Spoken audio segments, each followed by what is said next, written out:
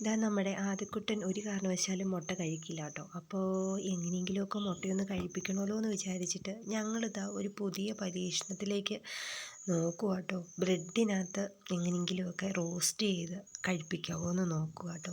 നേരത്തെ ഞാൻ മുട്ട പുഴുങ്ങിയും പൊരിച്ചും ഒക്കെ കൊടുത്തിട്ടും കഴിക്കാതെ വന്നപ്പോൾ ഞാനത് തോരൻ വെച്ചും കൊടുത്തു നോക്കി കേട്ടോ. ഒരു രക്ഷയില്ല, യാതൊരു രക്ഷയില്ല.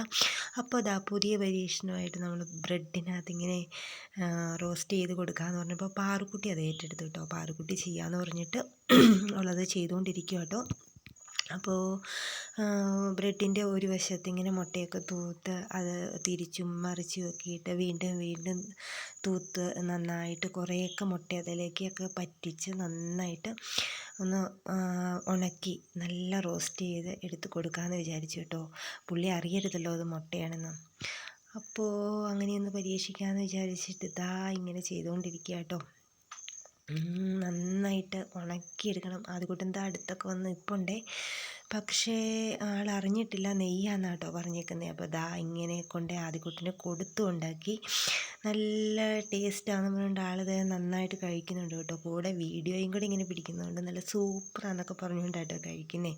വീഡിയോ പിടിക്കുന്നതുകൊണ്ട് ഞാൻ പറഞ്ഞു മൊത്തം കഴിക്കണം, വീഡിയോയ്ക്കകത്ത് വരുന്ന മൊത്തം കഴിക്കണം എന്ന് പറഞ്ഞുകൊണ്ട് ആളത് കഴിക്കുന്നുണ്ട്. മുട്ടയാണെന്ന് അറിഞ്ഞിട്ടില്ല കേട്ടോ. അപ്പോൾ ഇന്നത്തെ വിശേഷം ഇത്രയുള്ളൂ.